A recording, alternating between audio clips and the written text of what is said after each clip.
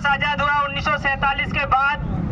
जब 1950 को भारतीय संविधान लागू हुआ, तो भारतीय संविधान लागू होने के बाद हमारे लोगों को और एक समानता बनाने के लिए फंडामेंटल राइट्स, मौलिक अधिकार दिए गए, यानी समानता का अधिकार, शिक्षा का अधिकार, संस्कृति का अधिकार और हमें बोलने का अधिकार, अभिव्यक्ति का अधिकार। लेकिन आज आप सबको पता है कि क्या हमको वो फंडामेंटल राइट्स अधिकार हमें मिला है? क्या समानता का अधिकार है? आज हमारे लोगों के साथ किस तरह से शोषण किया जा रहा है।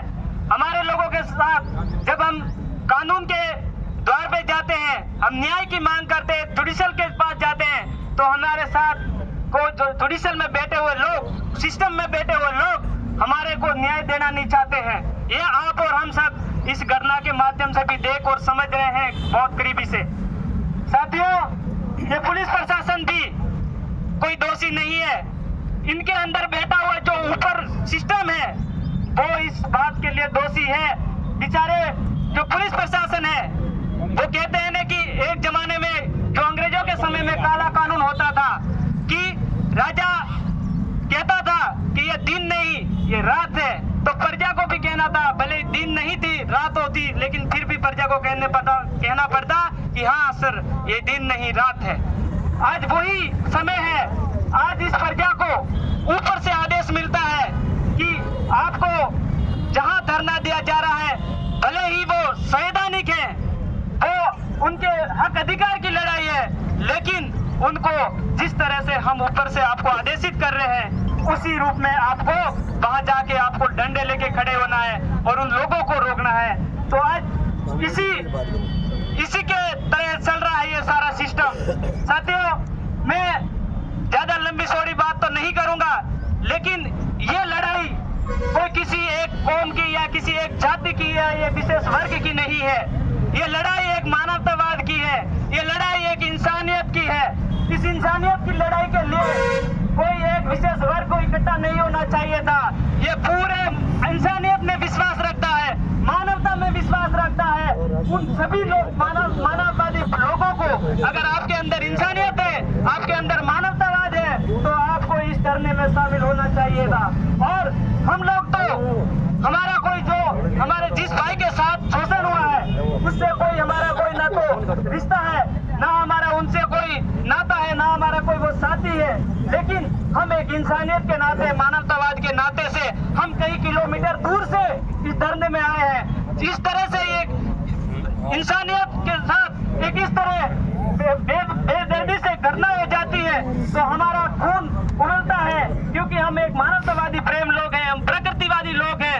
और इसलिए मैं ये कहना चाहूंगा कि राजस्थान में नहीं, पूरे देश के लोगों को कहना चाहूंगा कि इतनी बड़ी शर्मसार घटना शायद मुझे ये पहली बार देखने को मिल रही है।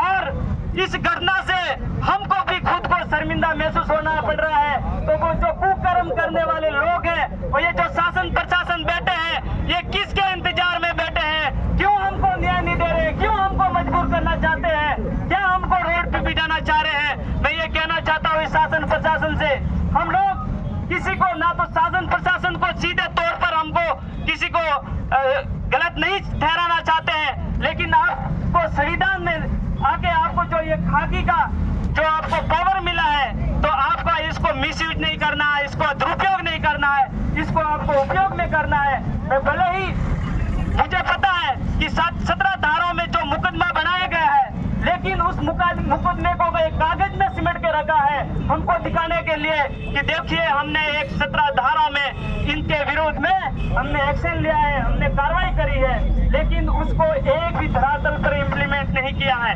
जब तक वो दोषी लोगों को गिरफ्तार करके जब तक जुडिशियल कस्टडी में, पुलिस कस्टडी में नहीं आते हैं, तब तक हम इस धरने पे बैठे रहेंगे और हम अनमरण हम भूखे बैठेंगे यहाँ पे, लेकिन हम धरने से उठने वाले नहीं हैं। हम लोग संविधानवादी हैं, हम कानून पर भरोसा करते हैं, अन्यथा हमको बिरसा मुंडा और टांटा मामा का आंदोलन की राह पर चलने के लिए मजबूर नहीं करे। इसलिए हम लोग और ज्यादा नहीं कहना चाहेंगे, लेकिन पुलिस प्रशासन में यहाँ पे उनको कहना चाहेंगे कि आपकी जो SIT टीम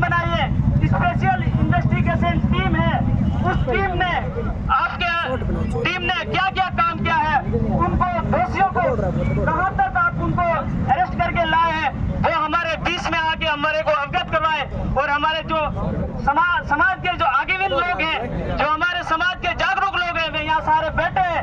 तो मैं पुलिस प्रशासन को कहना चाहूंगा कि जो भी आपके इन्वेस्टिगेशन में, जो भी आपके जांच में जो अधिकारी थे, वो अधिकारी हमारे बीच में आए और हमको बताए।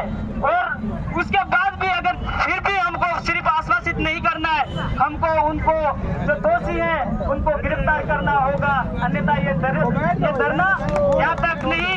अभी हम इस धरने को अभी रोड पे बैठे हैं, तो हम बैठ के और आगे कोई सोचेंगे।